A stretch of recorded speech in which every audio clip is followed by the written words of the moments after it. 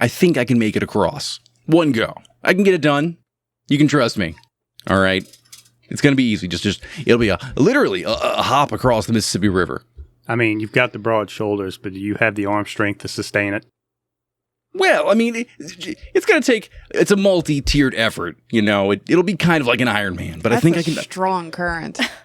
Well, no, it won't be swimming the whole time. Not the whole time. We're gonna switch it up a little bit. I think maybe, what if I start on the ferry, right? It'll be kind of like get a kickstart. Yeah, it'll be like Captain America: Civil War. Wasn't that the one, the opening? Yeah, I'll be like not Civil War. It was Winter Soldier. Winter Soldier was the one. Yeah, kind of like that. I'll jump on the ferry. I'll ride the ferry a little bit. Maybe I have to swim a little bit, and I'll time it onto the next barge, climb up the side of it, run down that one. It'll be a little bit of Winter Soldier, Captain America, and Frogger mixed into one. Yeah, Cajun Frogger. Cajun Frogger, and if you lose, they eat your legs. No. The bacteria or the wildlife? Yes. Oh, okay. Look, I think it'll be a lot easier than, I don't know, skateboarding across the GNO. Oh, you can ask the guy who's skateboarding across the USA. Oh, we got one of those going on right now? Yeah, he already finished it. No, he can't upstage me. Sorry, he already did. No. Well, he's not going to do this one because he's going to think, he's not going to do this one. He's going to skateboard the crescents, and oh man, no, I'm going to be on the river itself. People will be watching me. They're going to be cheering for me, not this guy. I'm going to get the Red Bull sponsorship. You're going to cause traffic. You're going to be part of the tour in New Orleans. It's just going to be rubbernecking. That's all it's going to be. You're going to be the reason someone's late for their podcast recording somewhere. You're going to be the reason why, they now have dinner and shows promo at the Natchez Steamboat.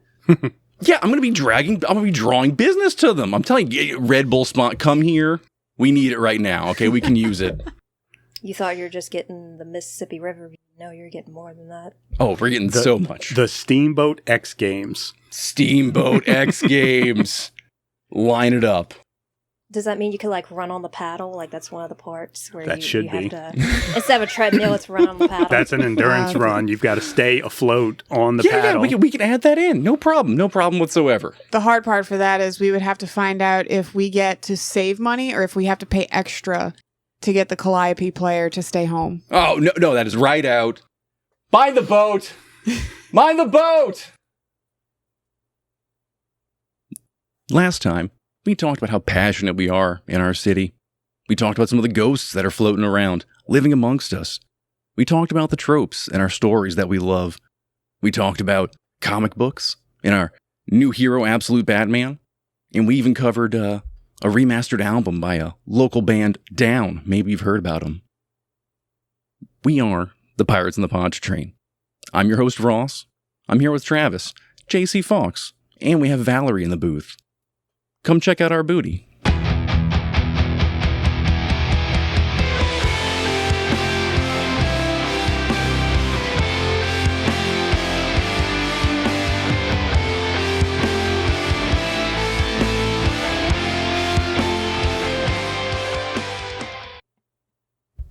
Things are getting hardcore in the South.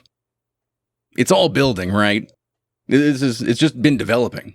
I think it's the heat. It keeps getting better.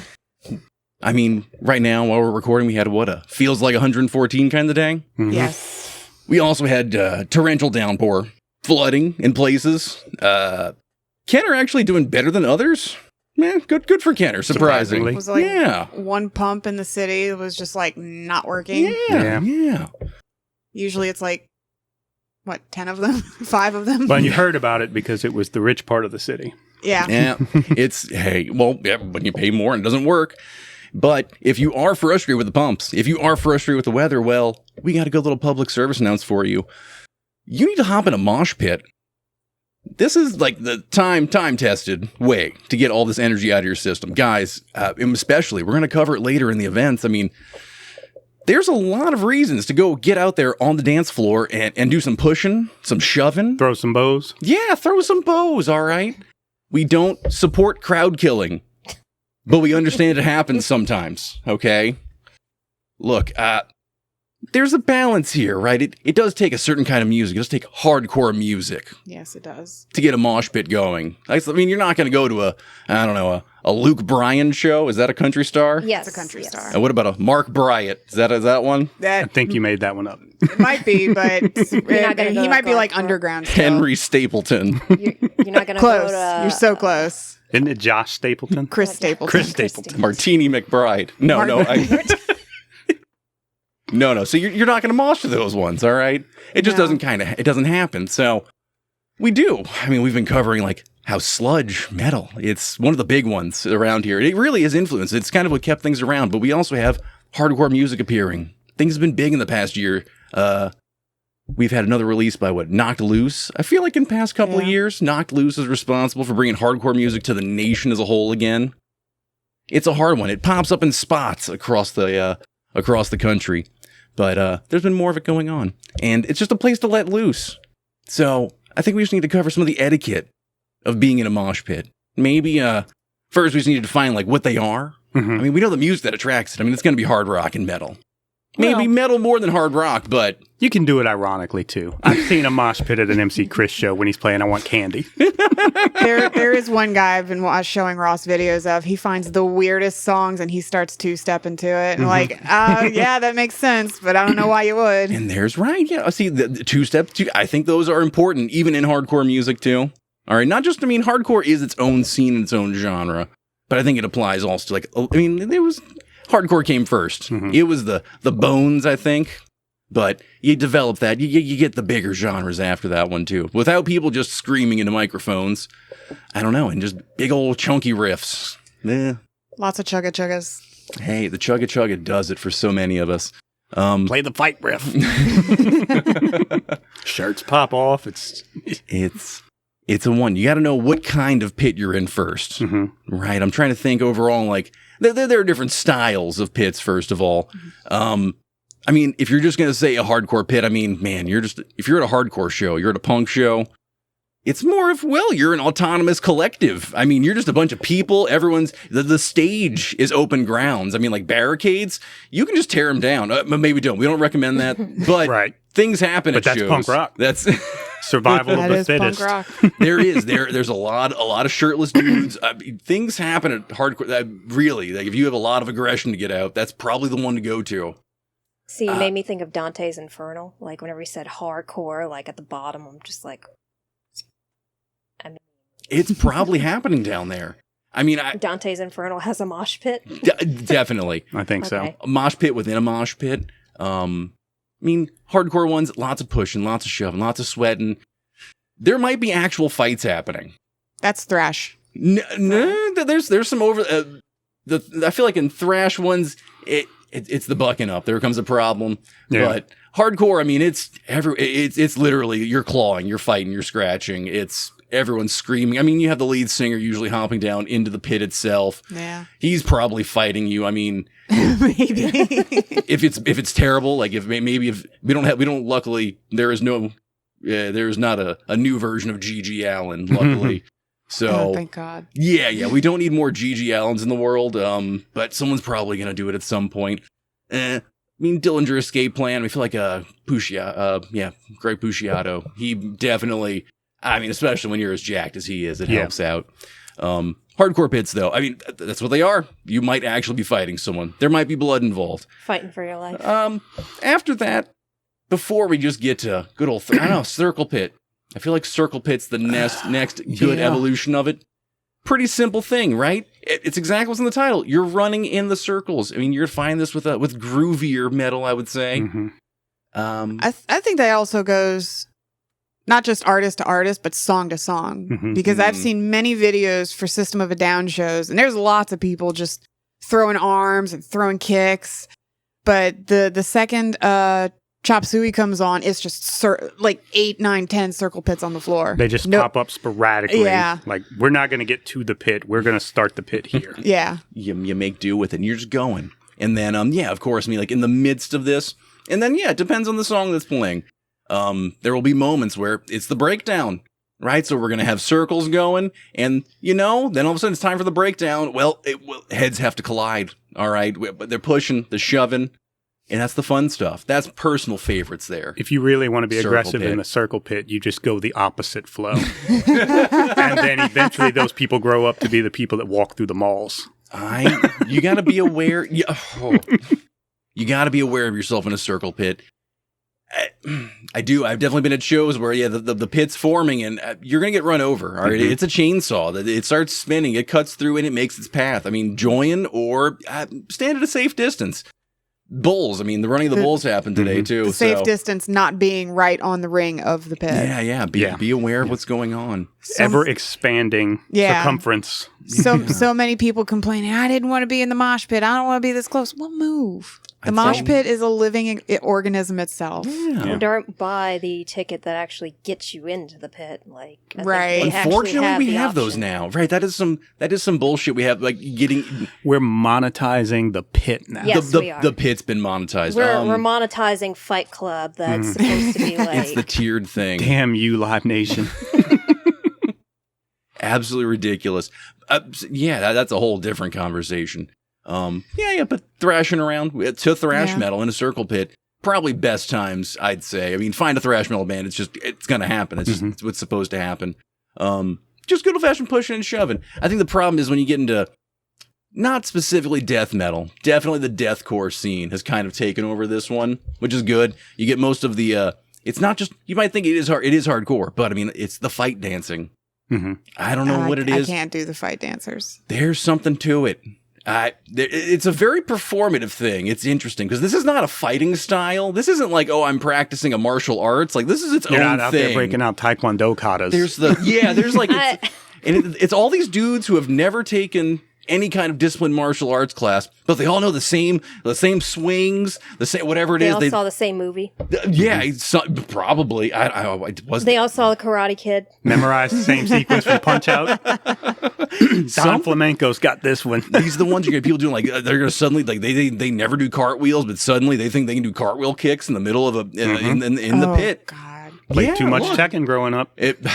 And look, not for me personally. Some people need to get the fight dancing out the way. Get it done, which is, I guess where I'll finish off on, because we have those. That's the third one. Let's go with the fourth. The Screamo pits of my youth were interesting, where I'd say, because you have like this weird crossing of genres going on. You have some like pop punk ska things happening with the cleans on the songs. And then you have, of course, right, suddenly we have these we have some of these early chugga, like new metal breakdowns happening. Maybe what spawns into some of the deathcore afterwards, but you have those kind of pits, which are fun because you have the clean parts, you have the good cops singing, and you got your two-steppers. They're hanging out in the pit. They're doing their thing. It's the good. It's the heartwarming part of the song. And then bad cop shows up, right? And then you got some gutturals coming at you. Maybe you're just some screaming. You're lucky if you get gutturals. But anyway, you get the bad cop showing up, and that's when you got to be careful if you're a two-stepper. But it's the fun game too. You have this game where you have the two-steppers going, and then all right, now it's our half of the song, and suddenly heads collide. There's fight dancers going on. It's all pure chaos. There's push and everything's kind of mixed up. Absolutely fantastic. The amount of balance and equilibrium you need to successfully navigate that is impressive. Best advice if you're trying to get through a pit is just start throwing bows. All right, just start throwing your elbows. Just move. Just make it look like you're an imposing figure. Mm-hmm. All right, and then the rest of us will adapt. We call it the Batman. You could X Games style this too. This could be part of the X Games. Yes, mosh pit extreme. Yeah. Well, the most extreme version of moshing that I feel Ross has somehow forgotten and has actually been banned in most venues. The Wall of Death. I knew you were going with the Wall of Death. Wall of Death. I've never been in one. I see them. They're fascinating. I've never heard of one. Wow. It's interesting. You need to watch. Everyone, if you don't know what a Wall of Death is, please look up what happens at Lamb of God concerts. I feel like that's the best. Yeah.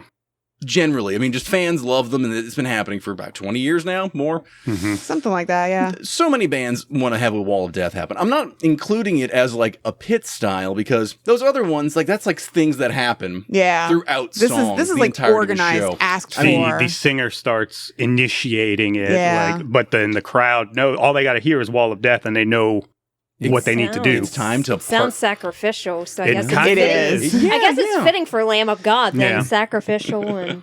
It did not start with Lamb of God. I'm No. not sure who started the Wall of Death. I mean, it had to be something Eastern European.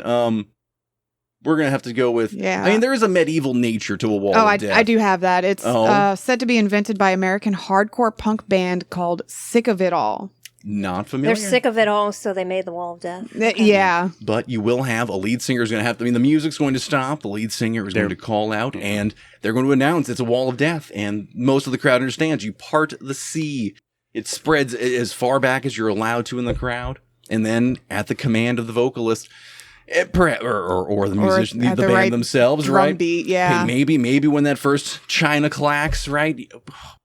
Your mission is to sprint towards the middle. Like Red Rover style. It's basically Yeah. Braveheart. It's- Like, Oh, okay. Okay. Yeah. two Going to I war. get the visual. I two see armies it. colliding. Fantastic stuff. So those can happen. I don't know. I'm trying to think. Suicide Silence. They like trying That's the first one I've seen live. to, which is right. Good on them for trying to pull that off at the Fillmore. The Fillmore, yeah. I think that was the and then I Fillmore. think we watched Papa Roach try to do one at the Civic, and Wow. it kind of worked, but it was only like 15 people long. It takes commitment. And look, it's easy to look at these pits, and I don't know. It's pure masculine energy. Yeah. I just gotta. It's one of those ones where you got to admit it doesn't mean chicks can't be involved. Please, everyone, hop into. We need you in the pit. Yeah. You just gotta look at the pit and go, like, is it for me? If you're not a fight dancer, maybe don't hop in. Circle pit, hop in. And there's a lot of people too. I don't know. Maybe they're people like you, Travis, over here saying, "Oh, I'm too old. I can't do it anymore. My knees click. Take some Red Bull. My back smells weird. I don't know. Whatever you got. Whatever. my back That's smells a weird symptom, but okay. So mosh pits are also inclusive. There are other versions that are less known, less prominent, but for instance, 70,000 tons of metal. When you're on a cruise ship and there's bands going on and Ailstorm takes the stage, their mosh pit consists of everybody sitting down in rows and acting like they are rowing the Viking ships. That Yeah. is another You can do that performative on a one. cruise ship? Windrose does one where you are pretending to be mining. Oh, With a pickaxe. that's right. The Basically, any dwarf metal. awful dance, like you could do one where everybody's just doing the sprinkler, like you could be rolling the dice. So it's like not an initiation, but it's almost like everybody gets into a cult temporarily, and we all just go That's where it out. One stems from. of us. It's One a of hive- us. it's a hive mind. It could be is. a hypnotism, yeah. It's Rock and roll hypnosis. It's a oh my real thing. goodness. Mm-hmm. It's like that 80s vampire movie where they start chanting "One of us." Yeah. Yeah, but look, even if you don't feel like you can be one of us, you can absolutely. Look, the circle, it needs to be contained. A pit needs to be contained. We need walls to a pit. Someone's got to be on the outside. You got to be there pushing. All right. There's Pushing people back in. Push 'em Pushing people back back in. in. You've gotta Someone be the falls, barrier. you got to pick them back up. That's the other part, the Yeah. etiquette. No one is actually, well, I won't say no one, but the vast majority of people are not there to actually hurt each other. And if somebody does fall, most cases, people will stop and help you up. Now, if you keep falling, they're going to throw your ass out because you're messing the flow up. Yeah. You're messing up the flow. Go away. hmm and fighting. Look, fights don't always happen. They don't, but every once in a while, right, passions run hot in the pit. It's like the music possesses you. It does. Or The Jack some Daniels people take probably it too helps, too. seriously. Some people take it too seriously. You get people, especially Part of the alcohol pit, gets part of involved. the crew. Yeah. Ooh, someone catches an elbow at the wrong, like upside the head, and suddenly they want to throw down. I feel like the Thrashers, though, they do have some semblance of like self-awareness of where they are in the crowd. So like they do try to stick to more the middle of the pit. So that way they're not accidentally hitting some bystander on the ring. While the circle pits are going around You do have them. to have a bit of awareness. That's where crowd killing comes in. There have been assholes, and they are assholes who decide to crowd kill. That is specifically, I'm gonna go clothesline people. I'm just gonna tackle someone. I'm gonna start in the center of the pit and run towards the crowd. And gotta actually try to kill someone, but injuries are possible. Yeah. So don't crowd kill. Be a Yeah. nice person. Yeah. Yeah, it's one thing to be in like the pushy, and everybody on the ring is going like, oh no, I get to push you back in. I'm technically part of the party. And But like you start throwing elbows and hitting random people, like that's Look, we got to be aware that's of this. assault. We don't want to be right. We have the problem with the pit being a VIP thing, but we also need to like let people more. There are other. It's not just the pit that happens. All right. Look, you're going to a show. There are a lot of guys. They want to complain to. Oh my old lady. What do you mean you're starting a mosh pit here? We can't do that. I got my old lady with me. Well, take your old lady or your old man, whoever you're with, whatever. Drop them on the front right of the stage. All right, that is just the place where we put people who don't want to really be involved with the pit at all. You're safe over there, front right. You're not gonna have the best. I mean, you're gonna be right there with a barricade. You'll see some stuff, but you'll be might protected. catch a pick. Maybe, yeah, exactly. Front and left. I don't know what it is. Front left's good. It's great. You have better visuals, but I feel like the pit just naturally tends your way. I think it's just the motion that's going on. I have noticed a pattern of pits usually starting at least 10 people deep from the barricade. Mm-hmm. So like I try to situate myself either before that or after that.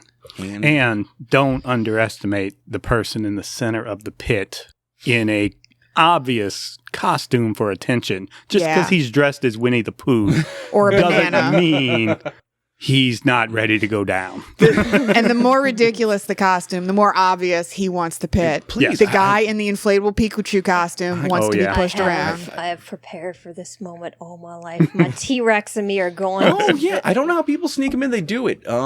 Actually, this would be one too. Like, how do you know you're in a pit? Is there a guy in a banana suit?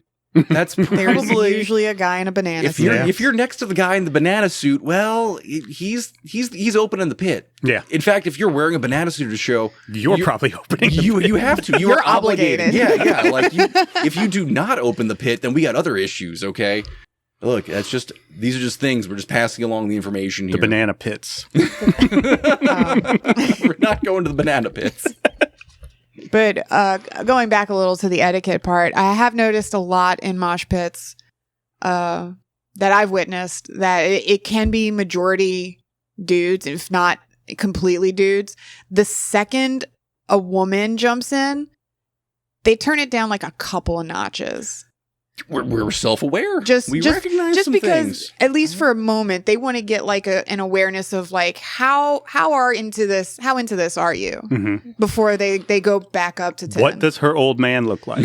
Am I about to get slugged on? Can he kill me? Yeah. If I Does give her a he shot? know that she wandered into this? And I've stood on the ring, and a lot of dudes, they accidentally get knocked into me. I've been brushed a bunch in the general chesticle area, and every guy that's done it is, oh, I'm so sorry. No, dude, it's how it happens. I'm here for a reason. I know the rules. Yeah. I know what I got into. It's something that is, I don't know, millennia old. Okay, I think that's what does it for me with pits in general. Going to a show, a hardcore, a heavy metal, even some rock shows. It can happen. It can. Depends on the attitude. No, it's something where you feel like we're not. Maybe there was a fire, right? Just a big old bonfire. We're just going around it. I don't know. It's something that kind of like harkens back. You talking about like some solstice stuff where we're gathered around the camp? Some pagan stuff. Pagan dances. Yeah, Yes. I think it's something we've all been doing. I think that was in the 80s version of Dragnet the movie. No, haven't seen Dragnet. Oh, well, you're missing out. We'll have to. There's a whole make little sure. pagan theme running through it. It all starts with the pagans. But yeah, so I guess going forward with this summer here, go out and find a heavy metal show. There's a lot of options.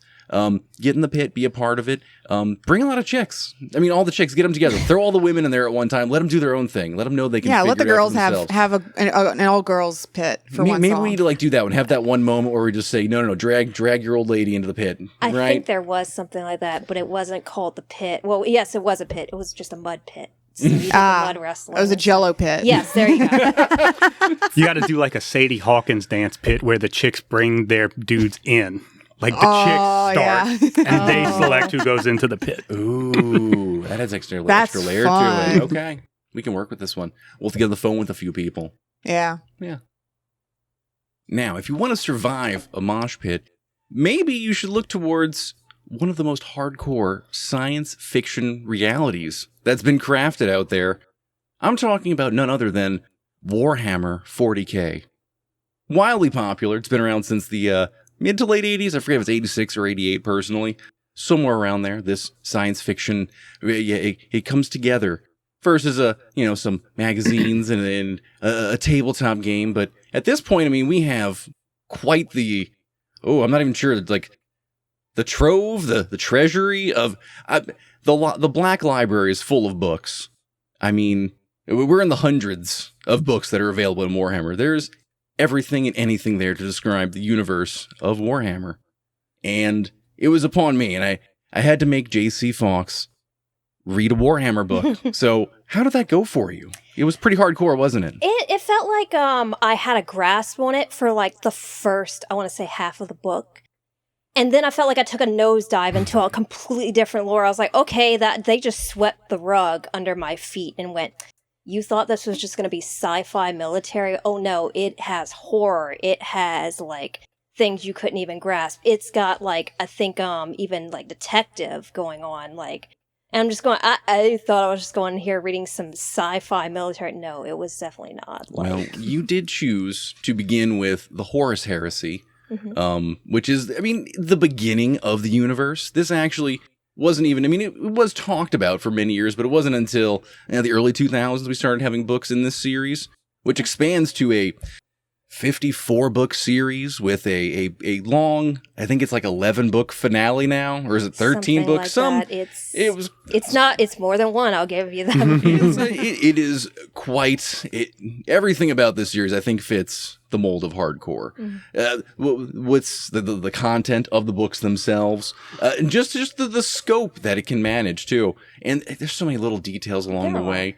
I have here it's 65 books. Yeah, right. Yeah, so you get the 54 plus the 11. Okay, Yeah. So I might have been right on that one. Now the thing about it is like you were talking, the Horus Heresy, like I've been told that it is, if you're trying to get on Warhammer, it's one of the good like places to start. So it kind of gets you introduced into it, and then you go in, and Warhammer It feels like it rewards your curiosity, because whenever you're curious about something in Warhammer, like, what does this piece of armor have to do with this? They reward that later on, like, oh, this actually has history. So every, like, weapon, character, armor, like, world just has something, some type of lore behind it. And the other thing, too, is, like, the books I read, like, in fantasy, they always fixate on one character, but Warhammer takes it a step farther. And it makes you fall in love with the galaxy itself, because there's just so much. Honestly, like after I finished Horus Heresy, the Horus Rising, it felt like there was nothing, like it left me feeling bittersweet, because I'm like, oh, this is not like, this isn't really a happy ending. Like the first four books, definitely the first 4 books, you got to read those first 4 in the Horus Heresy. I think that's just necessary. After the 4th one, you can kind of start dancing around. I think I did skip over the broad thing. I do say science fiction, probably the grandest science fiction universe ever crafted. Star Wars nerds, you can eat it right now. Star Wars is on a downtick right now. Star Wars is kick them while they're down. Like, Warhammer just literally takes what Star Wars has, like, oh, Star Wars can cover maybe a 16th of what we have. So we are, I mean, if we're talking about, at minimum, we're talking 30,000 years in our future, right? Mm-hmm. This is when it would try to imagine our world 30,000 towards 40,000 years in the future. And humanity still exists. And humanity exists thanks to the existence of our God King, our God Emperor. Okay, without him and his 20 sons that are out there in the universe, in the galaxy, because we're traveling through space. 20 sons. Papa was a Rolling Stone, huh? And this is one where I think also part of the hardcore nature of it, I mean, there's so many layers built into this stuff, and it gives you a certain sense of self-gratification, which we might want to touch on a little bit later. But when we have these books, 20 sons, yeah. Every aspect of the God King is represented through his sons. Any one of his virtues, whether it's a positive or a negative, is imbued into one of his sons. And these creatures, these demigods, have been unleashed upon the galaxy to go conquer it in his name, in the name of humanity. So I mean, the God King, I mean, he's Jesus, what, like 13 feet tall, 14 feet, he's a giant. I mean, the Horus Heresy is literally like the Bible mixed with the Roman Empire and a galactic civil war. Wow. So it's Star Wars and Spartacus. So again, Star Wars is literally like a fraction of what Warhammer actually is. It's like, it's got Star Wars, I want to say maybe Star Trek. It's got like a cluster of things you could think of sci-fi, and it's just Warhammer's like Hitchhiker's Guide and Spartacus. Got it. In some way, I mean, it's really hard to. I mean, do you feel overwhelmed? And Lord of the Rings with the 20 and then like Game of yeah. Thrones. So let me ask, because I'm a newbie. Are these 20 like also warring with each other, or are they working together, or does it? So that's the other thing too. Like just in Horus Rising alone, whenever you're, it's actually told through Loken's point of view, another character. But you see that Horus goes in like he's charismatic. He's all about like his people. And then as the book progresses, he starts to sort of doubt himself because the Emperor has another agenda that he didn't know about. And he's like, right. This is the thing about the heresy, right? It started with, the Horus Heresy. You do begin with Horus Rising, and you focus on his legion, with Loken, one of his commanders. And yes, you do get a bird's eye view of everything that's happening to Horus at the beginning of this. This is a weird one, too, because, I mean, the heresy, before the book and the series is anything of what it is today, it was just like a throwaway line in some books. Like, some older books, they would just mention, like, maybe some characters like, oh, this is better than the heresy, or, oh, remember when the heresy happened, or, oh, such and such happened back during the heresy. The heresy only takes place, like I said, we're already 40,000 years in the future, roughly, and the heresy, I think, only takes place over like a 6 to 8 year time span. it's not long, that's for sure. Like in the scale of the other books talk about it, you would think it's going on for decades, and it hasn't because there's so many point of So views. it's the Clone Wars. It is. There's Clone War aspects to it. They pull in everything for 40K, which makes it amazing. Biased here. So to say, without spoilers, like you do, they go back to the heresy because... And I think it's a good place to start too, personally, because you get to see where, who's turning, right? Some people are going to go towards chaos. Chaos is this nebulous existence, right? It's this realm that exists outside of ours, right? Its own little pocket dimension, right? Well, it's its own little separate dimension. And within chaos, there are other powers. Some that are as strong, if not stronger, than the God Emperor. So... you have his sons that, they confront chaos and they all deal with it in their own ways. Yeah, and sometimes chaos is working its own way, too. Yeah, it's really like you thought the characters themselves, whenever they start off, they thought they had a grasp of reality. They know their reality, but then they get introduced to these other parts of the galaxy, and it's like, I thought I knew something and I didn't. It's literally like watching the veil just fall from these characters, and leaving, like, just from the Horus Rising, it's like you see that Horus is just like rethinking everything that he knew. In fact, the opening line for it is I can't remember it word from word. It's like, I saw Horus kill the Emperor, and it's a very misleading. It's a very misleading quote because you have to read it to go, oh, okay, I see where that went. But at first, it's like, oh my God, Horus killed the Emperor, like. That's a big move, but it's one of those things where the characters think they have a grasp on their reality. They go in, they have this confidence, and then it just Warhammer. The writers just literally like to go, "Oh, you thought you knew that? No, it's get ready for the rest of the rest of the books to be like build you up just to tear you down." Sounds like a Tool song. There, many people who listen to Tool might also read Warhammer books. There might be some overlap here. Look, you can't mention Warhammer without mentioning the fan base, which is a very loving fan base. I mean, the people who enjoy it's diehards. I mean, it's really committed. There's a commitment committed. there that's like on level of like Disney adults. Wow.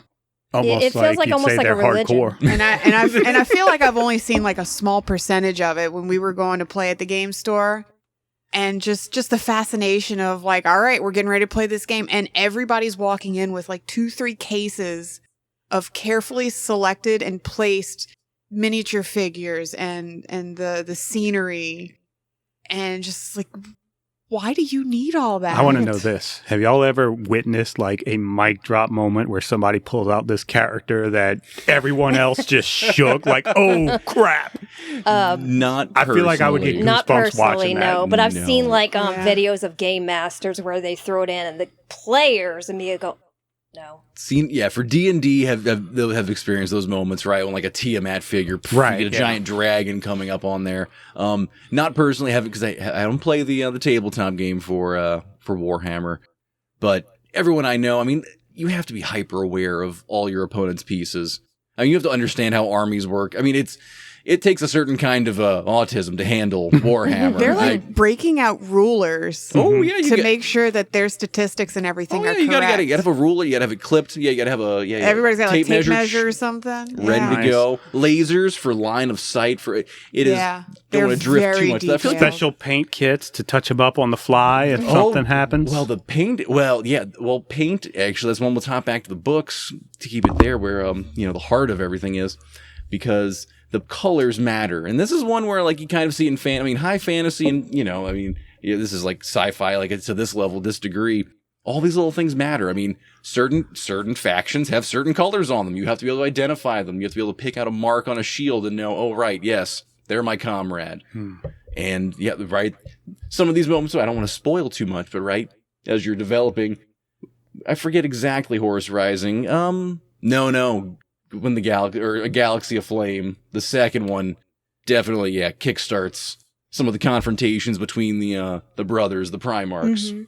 Well, I think like the one thing that I've seen from like the fans and just the writers is that fans, some of them, many of them, I should say, they claim that just Warhammer's, whenever you get immersed into it, it feels realistic. Many fantasy books I read, they have one narrator, maybe multiple, but Warhammer takes that a step further, and it feels like the universe itself is realistic. Like, the historians argue amongst themselves, like, what event happened first, and, like, who was correct. Characters can lie, narrators can be unreliable, which I think is, like, one of the more realistic, because even if you look at your history books, like, actual history books, it's like, well, I Googled, and there's a hidden text that shows something else. That's basically the take on Warhammer. Don't trust anyone from the Mechanicum, all right? Yeah, be careful, Mars. Weird things going on Mars, okay? But yeah, it's like I said, characters can records can get lost.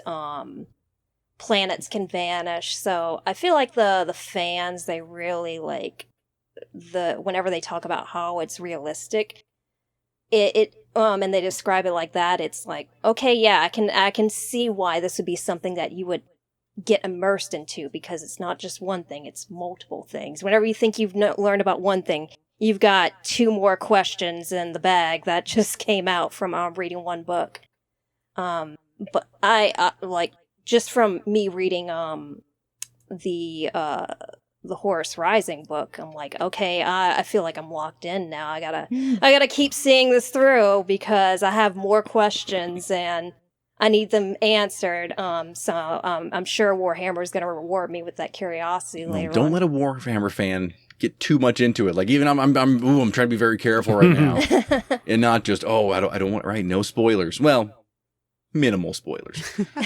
So I'm glad to hear that one. And I know. I think overall sci-fi, and there is ridiculous stuff, but you touched on it already. There's so many directions that you can go with this one too. I mean, they do have the appeal from these demigods and their armies conquering planets, but we have humanity. We have humans out here. We have regular soldiers. I mean, there are just some straightforward kind of like military style books that happen. They have some more horror aspects too. I definitely appreciate a lot of the short stories that they have a whole collection of horror only, and simple ones of just, some people living on this random outworld on the edge of the universe, or the galaxy, and they're discovering this castle left behind by some species that they conquered, decades before. and they're going to the bottom, and they find this structure, and it's a door. Someone's still in there, aren't they? Well, there was, spoiler, yeah, but it was a doorway to chaos, and because they're random humans living on some random planet out there in the galaxy, And they find a random door. What are we? They're white people, aren't they? They just walk right through it. They could be green or blue.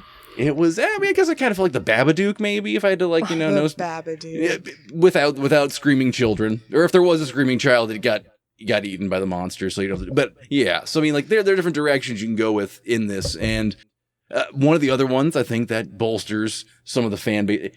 There are some high concepts here too, and it's not to make you feel dumb, but there are I forget how many total authors gun the whole series. They Horus Rising is said to have at least several authors. Yeah, several. I can think of 5 off the top of my head. And that's not doing justice to enough of them. I don't know how they coordinated to do this, especially with all the top. Because there's some high-end philosophy built into this too. There's not just, sure, there's their own history that's dressed up for 40K, but it's modeled after human events that have already occurred in some way. So they're gifts that keep showing up for you if you want it to. Well, there's also consequential gifts, but yeah. Everybody loves a callback or a reference. Oh, I remembered that, like you said. Yeah. This piece of armor that seems insignificant, and then later on, that was the entire plot device. You end up with things too where, like I said, trying to remember, you end up with situations where it'll be oh, you're so and so, you fought at this battle. Right, my brother stood next to you or something, right? Or I read on your Wikipedia that I do still think Warhammer is it's the most hardcore story out there. It just one book that I read alone was okay, this and you this haven't is actually. even, I haven't even touched the surface. You haven't even gotten to full on chaos conversions. I have not. Oh my, death cultists. I'm looking. Cultists. I'm a fan of cultists. I feel like there's something for everyone with Warhammer. My thing is that I feel like a lot of people that aren't familiar, they've heard of Warhammer. There is sometimes a dismissive response to it's just sci-fi military. You see the big armor, that's hardcore in itself. The armor is ridiculous. There's a lot of juggernaut armor. The average. So you do have human soldiers that are out there. But if we're talking about the main characters in Horus Rising, these are your standard fighters for the demigod characters, Yeah. And they all stand 9 feet tall. These are people who have been genetically altered from childhood, right? They've been grafted, they've had implants, they've been fed hormones, and every genetic scientific concoction that they can fathom. Sometimes it's technology. Sounds like the pageant industry. And then what do? They give these freaks the most ridiculous. Okay, look, the weapon they carry around, they're 9 foot tall, so they have a rifle that is fit for their bodies. It also has a chainsaw on it. Why wouldn't it? This is exactly. Okay. Again, parkour. Because being 9 foot tall genetically modified isn't enough. It's not. You need a gun blade. Quite literally. I would your bolter, all right. Your bolter, all right. That's. I would say for anyone that's hesitant to touch on Warhammer, if you've read the Dungeon Crawler Carl series, which is you super will hot right now. For its obsceneness, Warhammer will definitely be up your alley, because Dungeon Crawler Carl is good for anyone looking for ridiculousness. Warhammer will take that ridiculous and make it make sense, though. We will absolutely take this weapon, modify it. We'll take this armor and modify it and make it look like the most ridiculous thing you've ever seen and make it work. And I'm well, and I'll say this as an outsider looking in, one of the things I appreciate about Warhammer is that there is something for everyone, like you said. McFarlane makes oversized 7-inch action figures of these characters. Full armor, the chainsaw guns, all that stuff. And they're really, really well detailed. These are some monsters. Maybe now I'll actually pay attention to what the names are and learn the characters. But they're really, McFarlane has long made very pretty toys. Yeah. They're not always the most functional, but they look great. Keep them in the box. Well, I think as a reader myself, the one thing I've noticed is that I don't like fantasy books or just books in general that don't have consequences. Warhammer literally remembers everything a character does, something that they did. It could have been like a little minuscule action, and it will come back later on to just What are those kick video in the games door. where you like given decisions and they're Yes, like, oh, so and it's so will very much remember like that. I don't want to spoil it, but yeah, fucking Magnus, man. I just hold on, Cheddar, and just Magnus, that guy, he I'm screws everything up, squinting. man. Okay.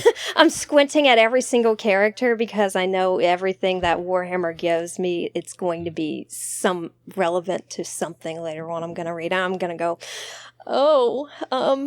well, I thought it was okay, and now I'm not okay, and now I have 43 questions. It's okay. Look, Never take a dead man's drink. love horror. Well, or his blade. Never take his blade. His clothes. It's Just leave them alone.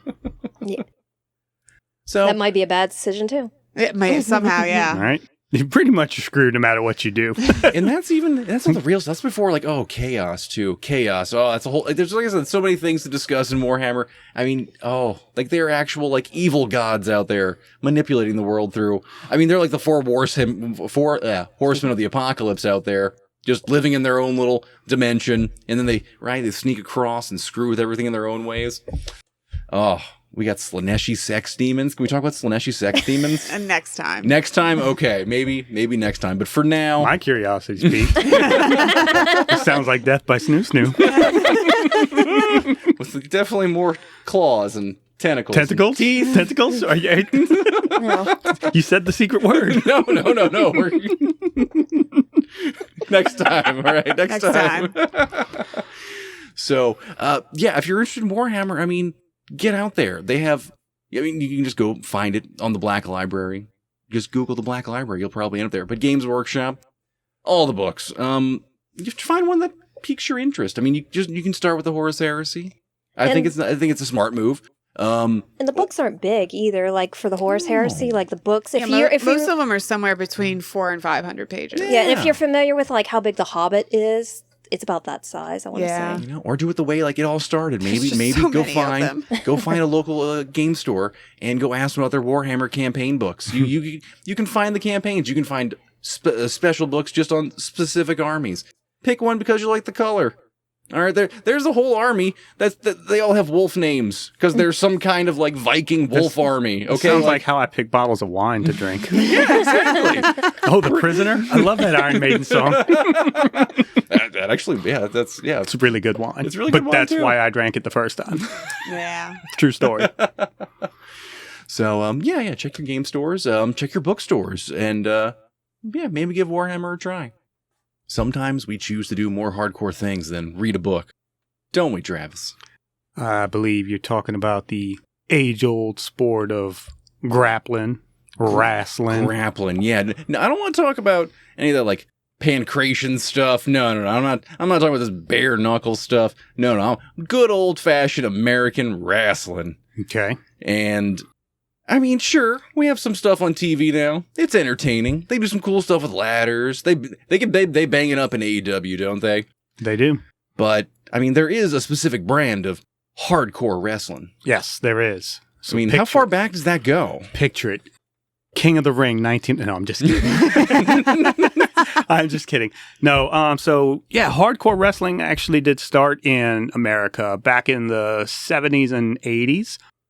Generally, it was pioneered by a couple of larger names you may have heard of. One of them is the original Sheik. So not the Iron Sheik, but the Sheik. He is Sabu's uncle, I believe. Okay. Also helped bring Sabu and Rob Van Dam into the business. So if you know hardcore wrestling, you know those two names. Yeah. Then there's also Abdullah the Butcher, a hardcore legend. He started incorporating a fork. And then Bruiser Brody was a big hardcore name in his time. Sadly, he... was taken from us way too short, but, he was he was accustomed to bringing like an actual chain with him to the ring and using it as a weapon, using it to choke people out. So that's all started in like the 70s and 80s. And then it was also big in Memphis.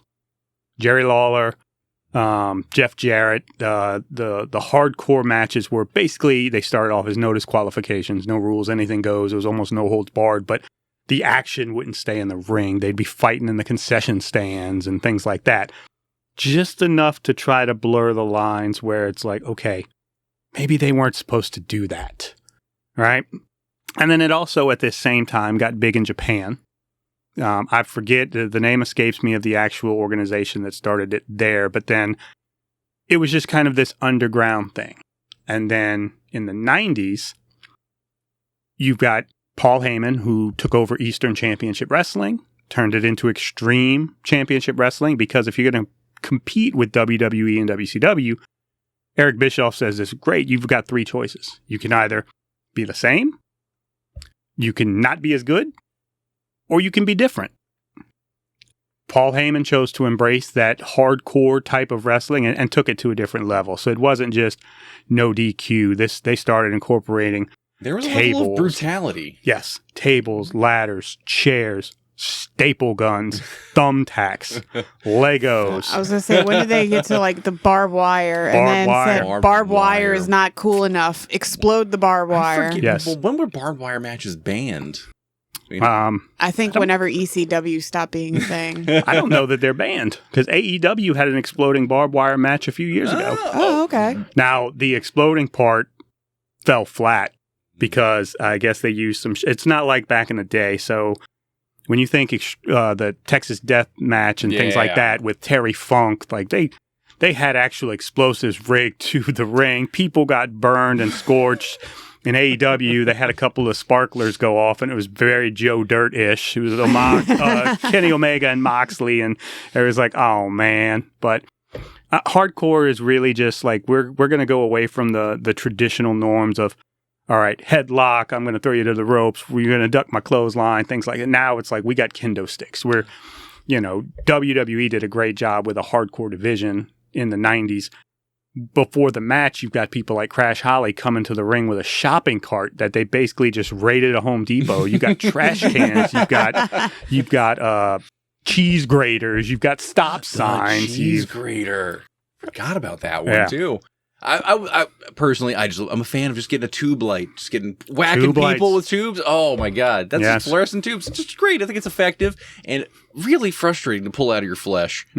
Fair warning: do not smack someone with a fluorescent tube light. Yeah, And if you do, avoid the face, because the gas from the tube light, you don't want to inhale that. yeah. So, man, hardcore matches. This inspired a lot of backyard wrestling then. So you're saying it kind of started, it started in the gymnasiums, right? It started on the circuit, and then, I don't know, people take it into their own hearts and minds, and I've seen a lot of backyard wrestling. I mean, even, I feel like prominent promotions sometimes, they're going over the top. One of the biggest ones right now is GCW. When Zack Ryder was fired from WWE in 2020, he went to GCW as Matt Cardona had his first, and I think one of only 2 death matches against Nick Gage. I'm talking like a chair with 8 fluorescent bulbs taped to it, DDT into a stack of thumbtacks. Like they went pretty all out. Blood and gore. Really, yeah, I mean, well, this is like comparing to, like pizza cutter across the forehead, and then immediately followed by a Domino's pizza ad. It was priceless. Oh my God. It was inadvertently accidental, but pure wrestling coincidence. It's an extreme level of pain, and it's how much of that is necessary, though. I mean, I guess that's kind of the boundary, the dance you're playing with the hardcore matches. It's good to see some tables explode and catch fire, right? Mm-hmm. I mean, that's actually that has failed at least on one occasion with lighter fluid on a table. Not quite a spectacular. That was a Hardy. The Hardys had a mess up there. Edge and we were just talking recently about Mick Foley. Mick Foley basically made Edge's career at WrestleMania, and the closing spot was he was on the apron and Lita had set a table on fire, and Edge speared him through the table. It's funny, too, because they're talking about it, and, Edge starts thinking about it. He's like, well, wait, like, Foley's in a flannel and sweats, like, fully clothed, and I'm just in tights head first into the table. And then, the joke I was making about the 1998 King of the Ring, that wasn't necessarily a hardcore match, but one of the most hardcore moments in all of wrestling. Undertaker throwing Mick Foley off the top of the Hell in a Cell through a table.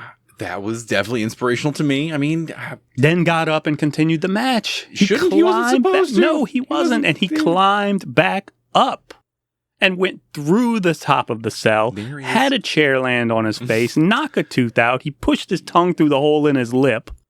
So, yeah, even though it wasn't a hardcore match, there's a reason Mick Foley's called the hardcore legend. But, I mean, so that was, and that is, on TV, everyone sees that one.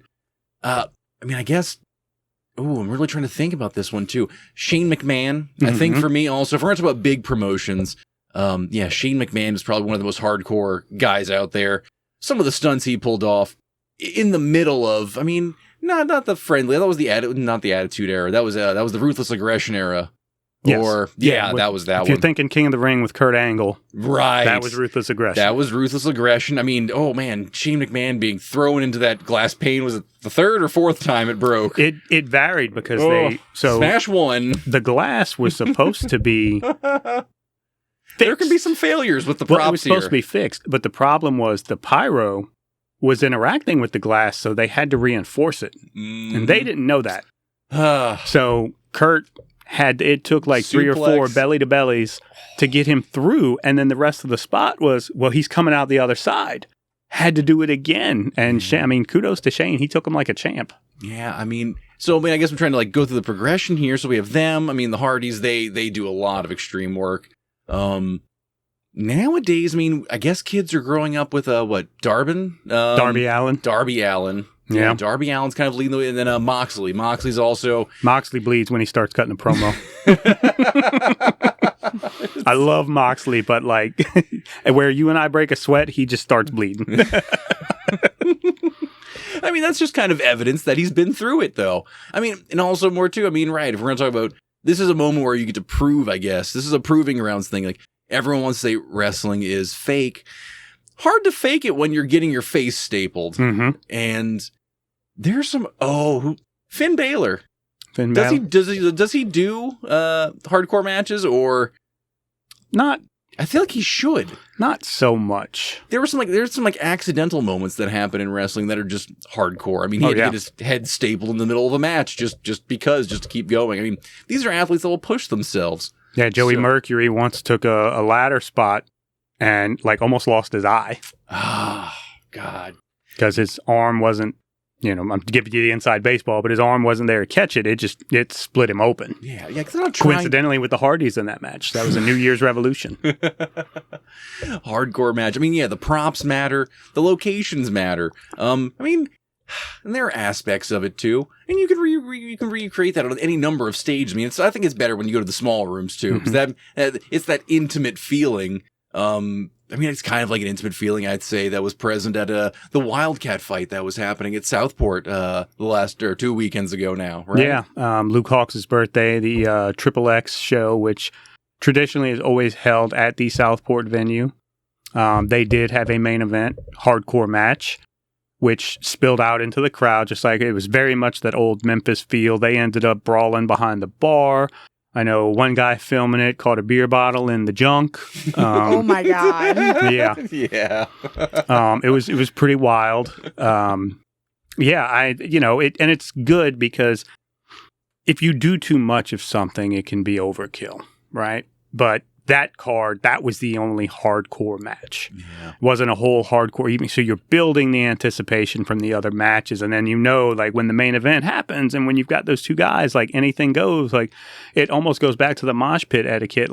There's etiquette to a hardcore match. There's etiquette to wrestling in general. Even if they're bumping into you, you don't touch the wrestlers. You don't try to get involved. However, there's a lot of wrestling fans that don't, it blurs the line of reality. And occasionally get themselves in trouble. Just understand these guys got it. You paid a ticket to watch. You did not pay a ticket to participate. Because it'll get real hardcore on you real quick. It's, another one for, I guess it's been, 5 or 6 years now too, but there's a difference too. There are hardcore matches and there's hardcore moments. There's certain spots in the shows that go down. Wildcat was popular on YouTube. back in 2020, I want to say, right? When they're having their throwdown in The Esplanade Mall. in the Esplanade Mall. I mean, we had someone take a leap off of one of the balconies. PJ Hawks, the son of Blue Hawks, Mm-hmm. took a crossbody or gave a crossbody off the second floor balcony into the ring. Like, it was definitely a holy shit moment. Wildcat was already on their way, but that clip helped put them on the map for sure. And that's why they're the biggest promotion down here in the Pontchartrain area, in the Gulf South, if you will. Yeah, they're leading the way out there. I've been seeing a lot out of 225 wrestling too. They just had a Russian death match. I don't know. It was like a chain to the post. Mm-hmm. You got to row it. You got to touch each. I know these little unique little things that happen in certain matches too. Yeah, that was their Here Comes the Boom show. Okay, but that's one, right? You get so both fighters are chained to each other at that point. And then your goal is you have to be the first to touch all 4 turnbuckles.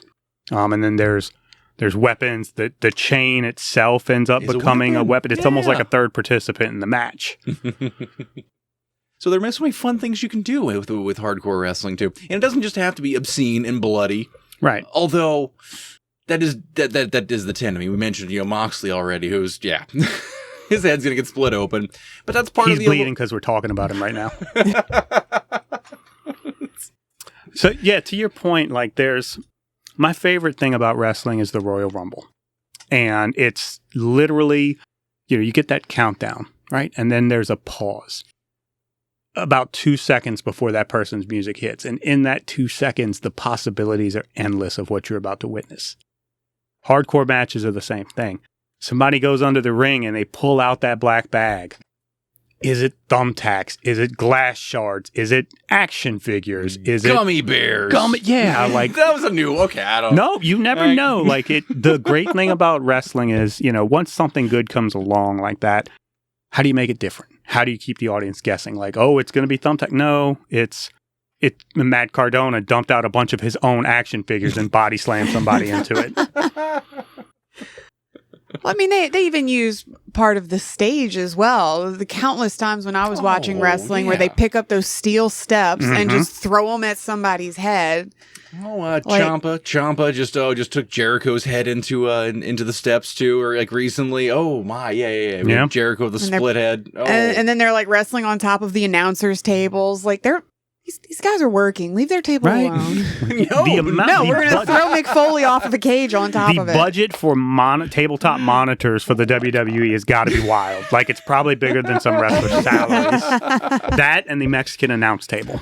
I'm really just trying to imagine being there when, Goldberg was, giving someone, whatchamacallit? Oh, I'm afraid. Jackhammer. Yeah, jackhammer. Oh my God. How did the whole table just not turn to dust? Yeah. But, or any of the choke slams from Undertaker into it. Oh my! Talking about Shane McMahon.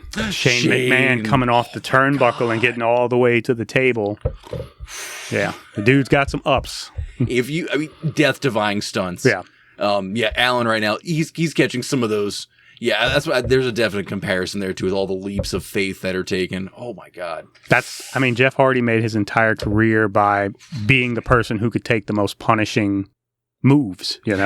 How many times have people rolled out the way and he just goes through that table himself? Mm-hmm.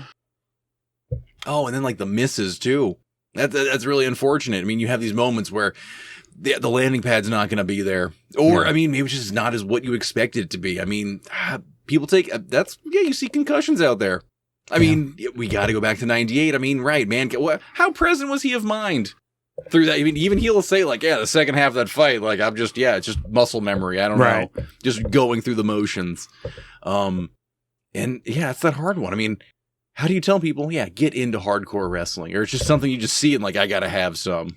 I think that's it. Going back to Moxley, back before he was Dean Ambrose, and then his AEW run, he made a career out of death matches, and some people just like it. Yeah. They have the high pain threshold. They're not worried about the consequences so much. It happens. I mean, Mick Foley's almost died getting tangled up in the ropes. That's why he lost part of an ear. Vader, rest in peace. Oh, yeah. Stan Hansen once knocked his eye out of a socket, and he had to pop it back in. Like, Yep. can you imagine how disoriented it is that I'm looking at you and your floor at the same time? Like, that's got to mess you up. Well, I definitely remember a WCW match.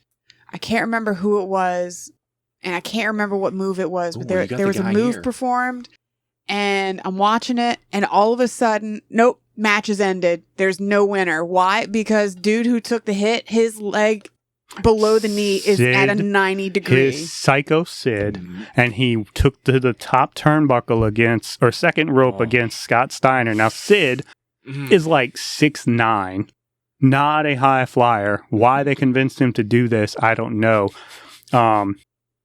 That clip is cursed for Sam. He watched it when it first happened, like 10 or 12 times, and then he went outside and like twisted his ankle or something. Oh my god! So he swore to never watch it again. But yeah, that basically it was like Harry Potter when they try to fix him when he falls off the broom. Yeah, and his arm is just flopping around. Yeah, he needed some Skele-Gro bad. and nope, that's it. He can't do anything else. Yeah, I mean, when your toe tip is touching your kneecap, it's probably a time to go home. Yeah, but that's a risky cut take. to black. Yeah. Oh yeah, they definitely went to commercial pretty quick. Yeah. It is. It takes a certain kind of animal to want to go out there. And, maybe... I'm good. Maybe y'all are some of those animals out there. Maybe we can find some hardcore wrestling for you. I would tell you, just with anything, don't go in and train for hardcore wrestling. If it's something you're going to do or you're going to aspire to, find yourself a good school like Wildcat and learn the fundamentals and the basics before you try and start taking light tubes to the forehead. Because I know the backyard wrestling made it look easy, but... Well, I mean, because a lot of wrestling is just more performative stuntman work. It is, yeah. With lines. Mm-hmm. You learn how to take a fall. You learn how to take a hit. Oh, you learn how to land on something the right way. That way it looks more real. There are very few right ways to fall on tacks. Just avoid your eyes, I think, is probably just... Everything else is just, we'll pull it out of you later. Yeah. I got a thumbtack in my pee hole. Oh, my God, baby. Yeah, fall on your back. Yeah. Is that what happened to Randy Orton? No, I don't know. He took a good... was that a stunner? No, I forgot what he took into some thumbtacks. He had a bad one. It was him and Foley. Yeah. Foley made him too. He was trying to, I think, RKO Foley. Okay. And Foley pushed him off and he just landed like flat back. Oh, Yeah. Yeah. Gotta give it up to anyone who wants to put up with that kind of pain. Man. Even just taking chops is just, even that's enough for me. People think that wrestling is easy, quote unquote, fake. It's wrestling is real. People are fake. Number one.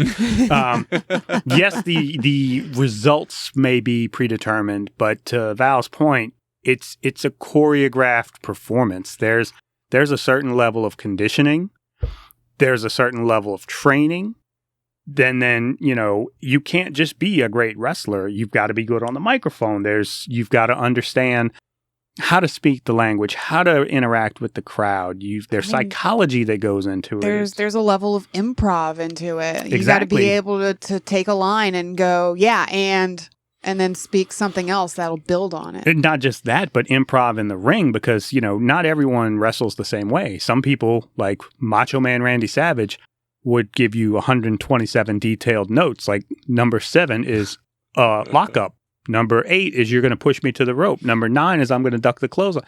And then you've got people that are like, oh, we'll call it out there. Yeah. They're just going to call it on the fly. And I'm sure, human nature, like you're in the middle of maybe 100 people, maybe 10,000 people, maybe 70,000 people. It's easy to get a brain fart and be like, I don't remember what to do next, right? So you've got to be able to think on the fly and have some sort of improv of something to get out of, because you're live, right? The fans don't know what's supposed to happen unless you make them know it wasn't supposed to happen. But if you're good at it, even if you make a mess up, you can just roll with it. Well, and I also look at the physicality of it, not just the hits and the moves, but also like anybody who's ever attempted to run a mile for the first time knows that it's hard. Not even just a full run, just a jog. But now you have to do that, and you have to bounce yourself off of these ropes, and this guy ducked. Now you got to jump over him, bounce off another rope, and that's physical. These matches, you hear, oh, you got 15 minutes. It doesn't sound like a lot of time, but when think about running that marathon at top speed for 15 minutes and not faltering, you can't go to jump over that guy and not have the wind in your sails because you're going to catch his head in your balls, or you're going to mess up the spot, or do a plank for 15 minutes. Then we'll see how long 15 minutes lasts. Exactly. No, hardcore planking. We're up to like days now, right? We got people. We got people strapping on diapers and doing planks for like 36 hours or something, right? Yeah, no. Some of these fasting vegans or something. I don't know, whatever they're doing over here. Yeah, I don't know. We're not going to talk about hardcore planking. No. Get involved with hardcore wrestling. Watch ESPN The Ocho for that. Right. Or regular wrestling, Hey. Yeah, just to tie it back, like, if that's your dream, if that's your goal, again, I can't say it enough. Find a school, find someone reputable, someone who has produced people and is not just there to take your money and make you do Hindu squats. Like, get the fundamentals and get somebody that's going to invest in you and learn the craft, and then you can morph it into, all right, now I want a kendo stick cracked across my back, Oh, no.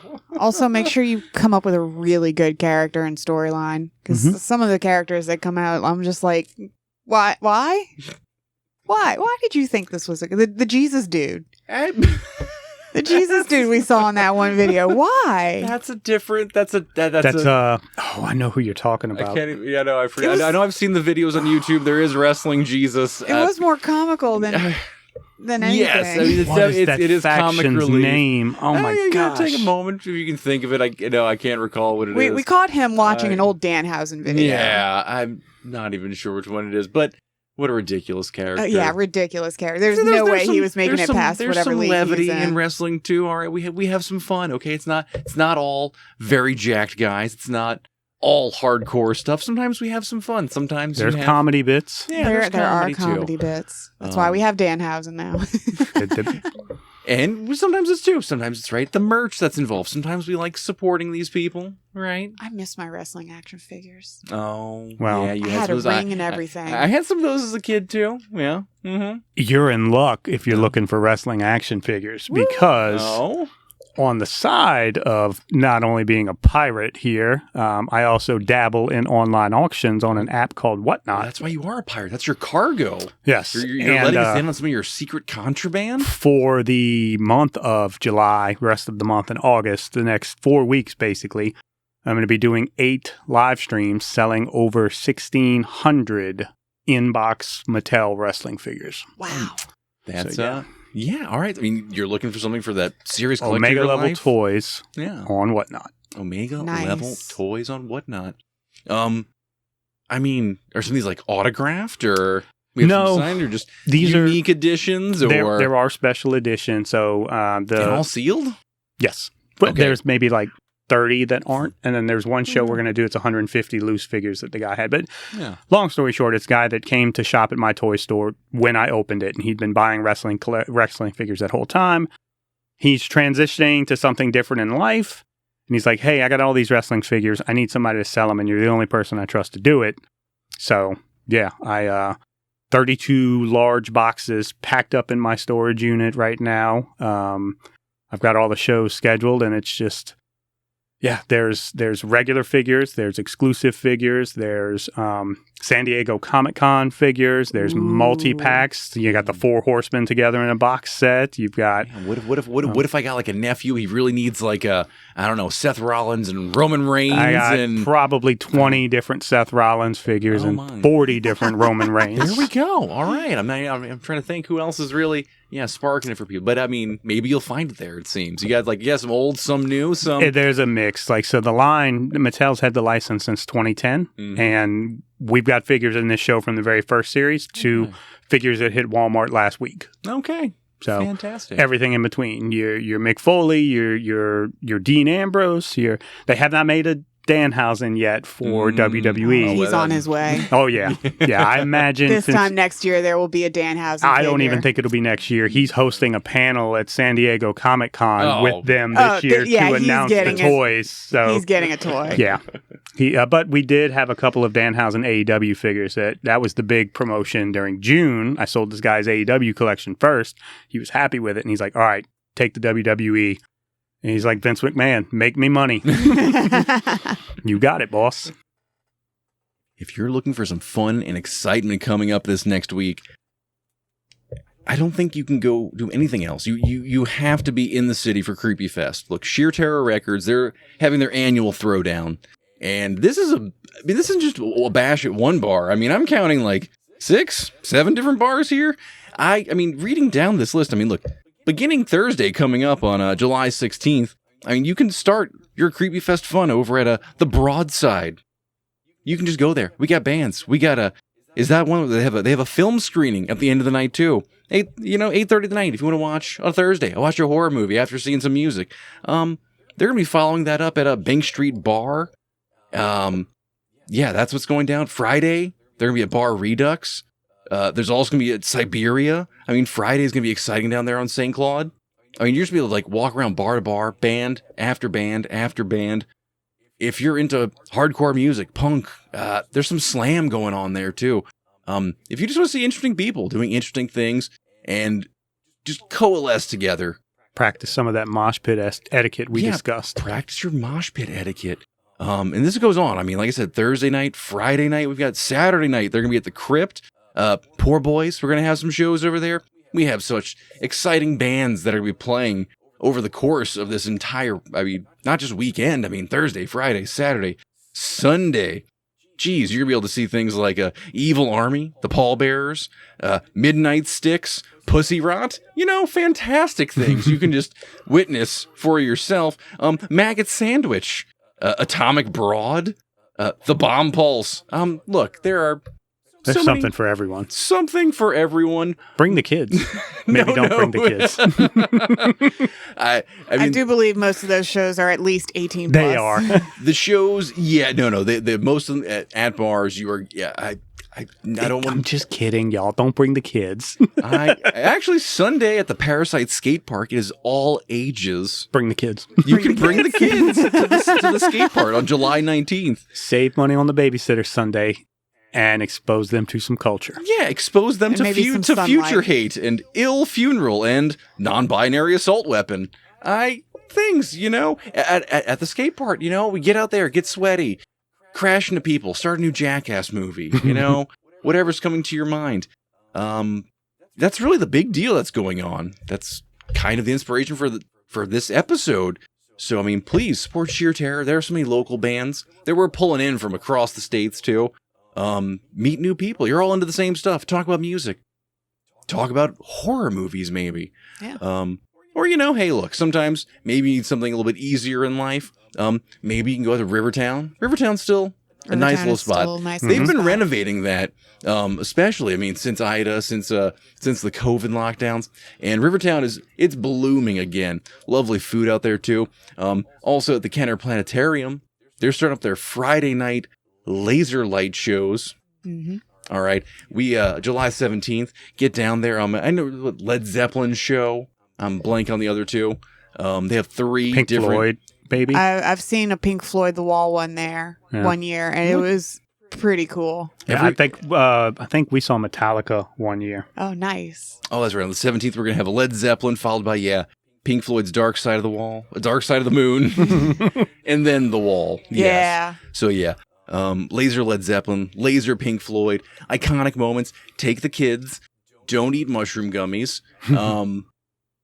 So not if you bring the kids. Not if you bring the kids. So we can have some fun out there too. And I mean, as always, check out your local bars. Maybe check out your local breweries. Urban South, on the South Shore. Mm-hmm. They have events going every night of the week. Check them out. I mean, maybe you want to go there for a trivia night. Maybe there's a bingo night. Maybe you just want to sample what's in the tap room. Maybe you're on the North Shore. Maybe you're in Mandeville. Check out Chifuncta Brewery. These are nice little places. Bring together with the community. Enjoy these beverages. unwind after an insanely hot week. Chifuncta's another one. They do hold rock shows that are all ages. Yeah. Sometimes they do. I don't think they have a rock show going on this week. 'Cause, I mean, I haven't seen one announced telling yet, you, look, but they do have some. If you want a rock show, look, you have to be in Orleans. You're gonna be on St. Claude. You're gonna be in Mid City. You're gonna be by the Lafitte Greenway. Yeah, check out all these venues. You really just have to be out there. It takes you, the listener, to be out there to pull it all off. Very important. If you're going to be out there doing this drinking, you got to go on a full stomach. So when you decide to eat something prior, skip the Applebee's, skip the Chili's, find some sort of local establishment where you can catch some of our, unique flavor. I do know, because I feel like what we want to do here is we want to speak for those people that don't get their voice out. Sewage and Water Board just took down the fences on Decatur. A lot of businesses did not survive that little revamp. So if you're in the city, go show those people some love. Eat there, grab something local before you hit up Creepy Even Fest. if you just go get an appetizer and a drink. Yeah. Or maybe there's someone in the corner offering you a bucket of what they're calling Yakamain. All right, take that pail of Yakamain, maybe. Yeah. It's the hardest time of year for the industry workers, and the industry workers are the lifeblood of our city. Yeah. And we thank them, and we thank you for listening. And until next time, we're shipping out.